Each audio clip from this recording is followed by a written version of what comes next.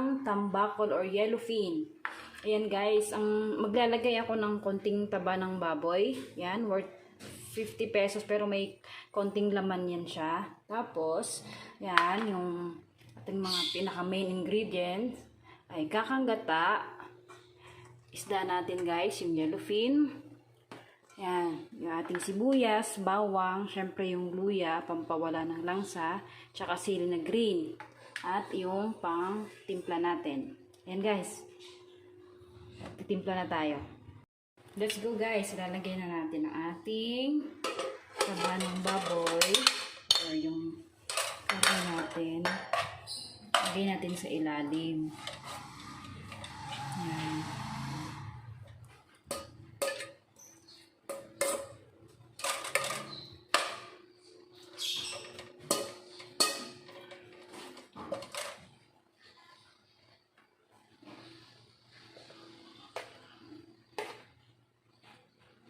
Yung luya natin.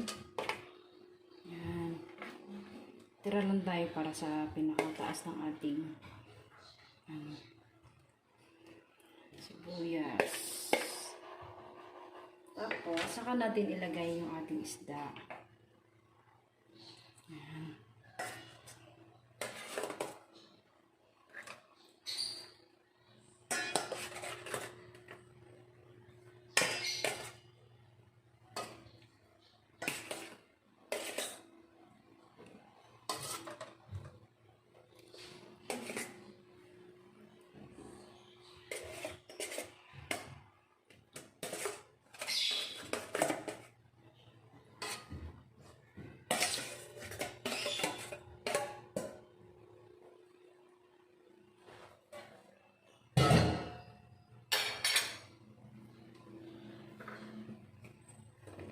Pamintang buo. Lalagay din ng pamintang buo.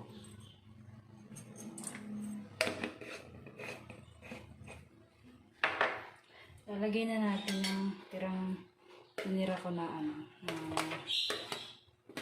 bawang, sibuyas, saka onions. Mamaya na to guys, pag malapit na maluto ang ating ginataang isda or itong yellowfin. Tapos, palagay tayo ng asin.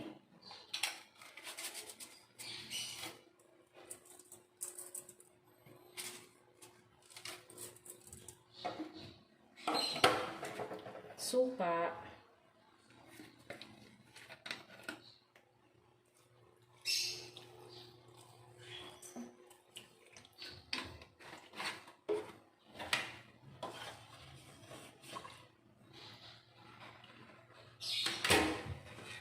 Huwag natin to ubusin guys. Magtira tayo para mamaya.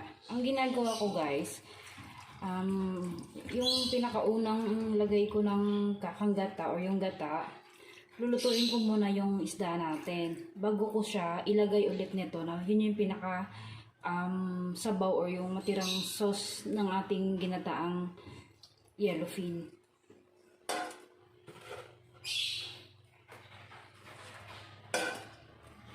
Tapos maglagay tayo ng konting patis.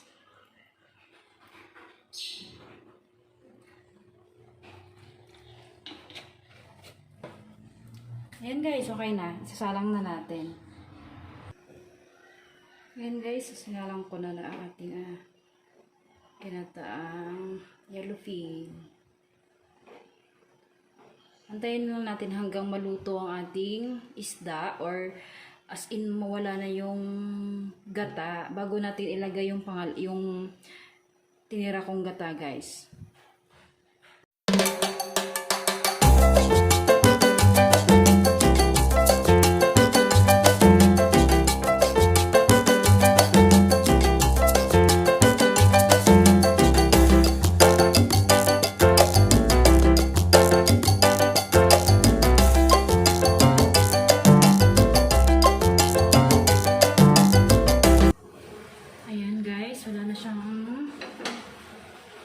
Wala na yung gata natin. Ayan. Ngayon, ilalagay na natin yung ating tinirang gata kanina.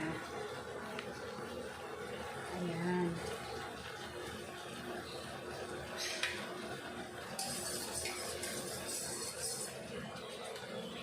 Ito yung tinira natin kanina. Ito yung pinakasabaw niya.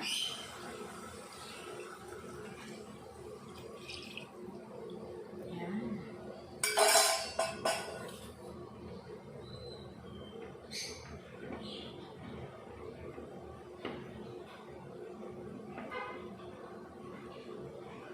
Tapos yung sili natin, pwede nating ilagay. Ayan, 4. Hindi naman siya maanghang guys kasi hindi ko siya hiniwa. Ayan.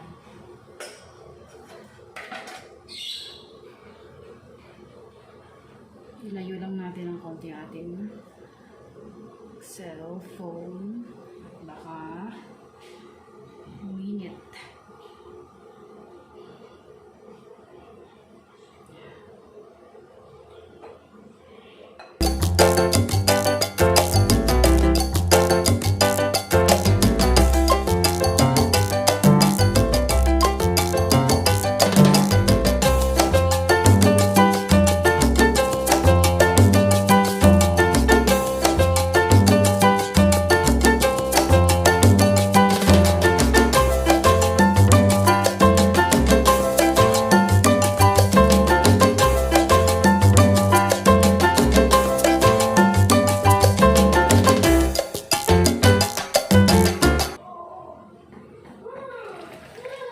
Wow, ayan na guys. Okay na guys. Ayan na ang ating ginataang yellowfin. Yan, titikman na natin to ha.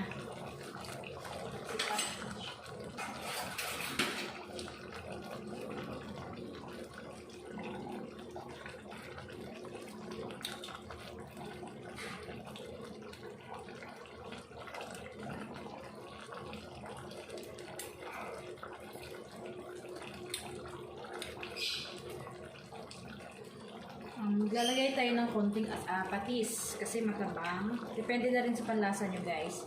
Yan, maglalagay ulit ako ng patis. Kasi natabangan.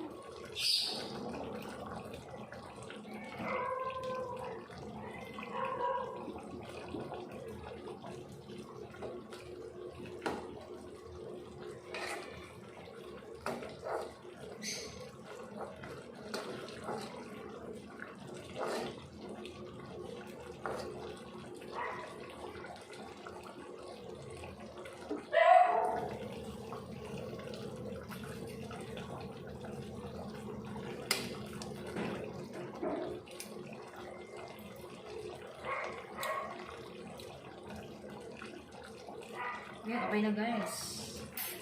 Okay na ang ating ginataan.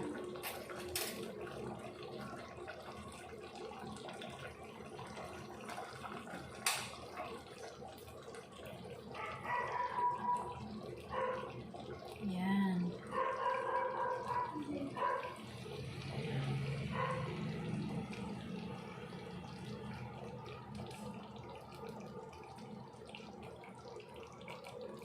Ginataang yellowfin.